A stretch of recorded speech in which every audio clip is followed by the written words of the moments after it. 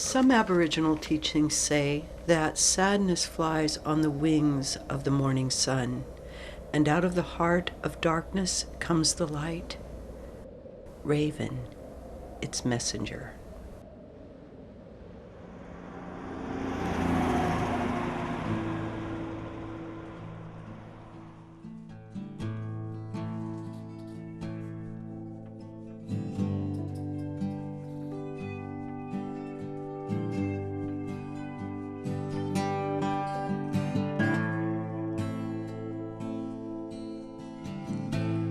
Listen to the stars shine,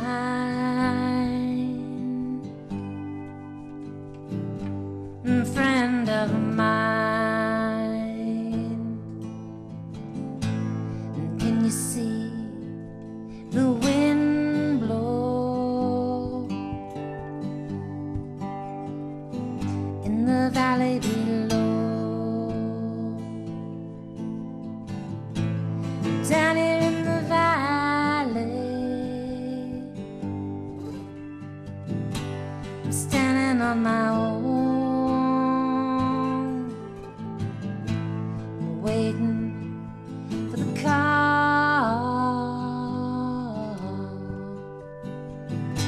to carry me home.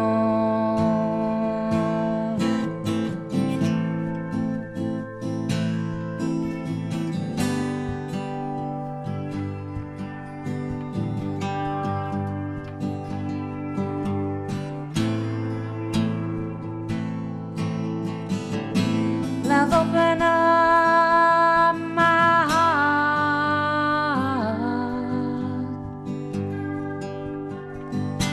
I've opened up my mind.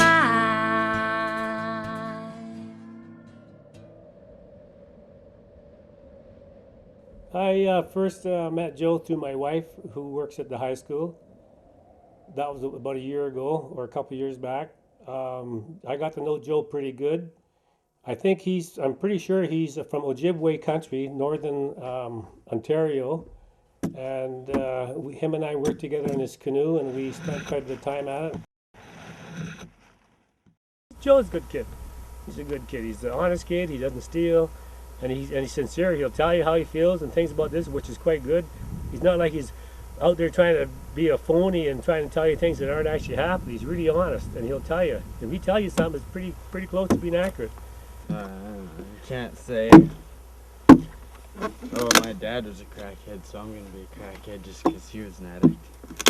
Doesn't make sense, because you're not him. Joe likes hunting. Mm-hmm. His grandfather comes down quite a bit, and he's going to come down in the summer. He's looking forward to his grandfather coming down and do some hunting with him, stuff like that.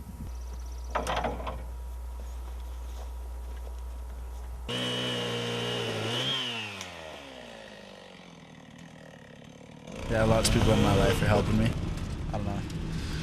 My teacher, my mom's boyfriend, my girlfriend's mom, lots of people. Almost everyone I know. Joe just caught my eye. You know, I just found him. He seemed to be a very pleasant, charismatic. He just always had a bright smile and looked me in the eye. And, you know, I just thought, here's a kid I'd love to work with. All in all, he's got about 6 charges already. Problems with authority, violence, anger stuff. Basically doing what he wants to do whenever he wants to do it. If it keeps going at this rate, he's going to keep piling up charges and more charges and ending up in jail, and I really am afraid for him to end up in jail. I don't want to see him in there, in a place like that. I just go to school. I'm not allowed on the high school property anymore because I've got a restraining order. So I just go to online, then I go back home and go skate. Go do whatever I do. Joey's seen a lot of dysfunction along the way in my life and, you know, around a lot of people that he knows. I just didn't know how to deal with him, and I actually was hitting him for a while, and I called Kids Help Phone on myself, you know, knowing that I couldn't live like that, and I didn't want to be that kind of person that had to physically hit somebody because I didn't know how to deal with the situation.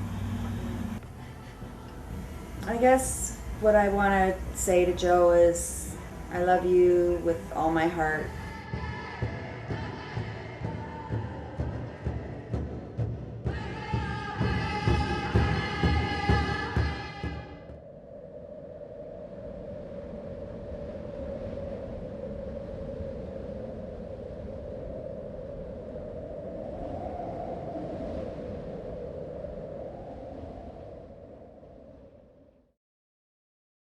It's dark, you can't see. Just let me have it, please. Here, let go. Zach, give me the... Oh! Yeah. I want to stick my finger up your nose. Let go. Okay, please give it to me now.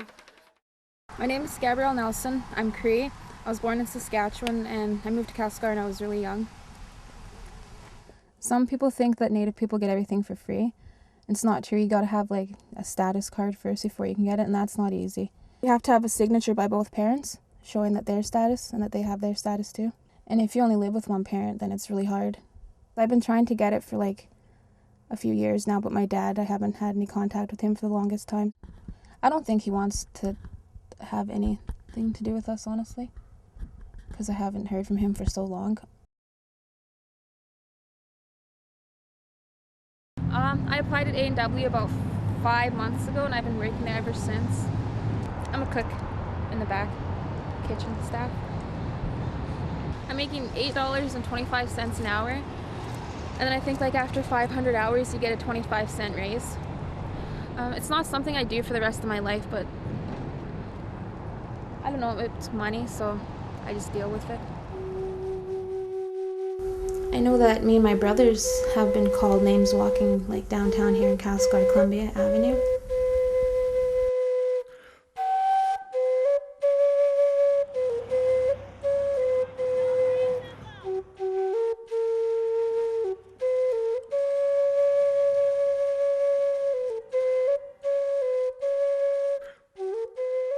I think there are Indian people in this community, but they're highly invisible. And they're highly invisible because even the obviously Indian people in these communities learn to keep their head down, learn to not respond to being Aboriginal because there are high levels of racism that exist here. It's really hard to come in and just fit into a community, no matter where you're from.